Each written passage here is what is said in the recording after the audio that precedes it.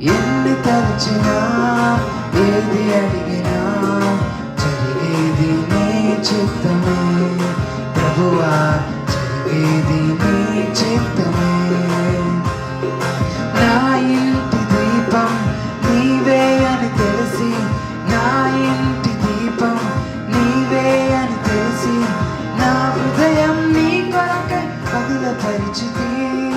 నా ఇంటి దీపం నీవే అని తెలిసి, నా ఇంటి దీపం నీవే అని తెలిసి, నా హృదయం నీ కొరకై పదిలపరిచితి.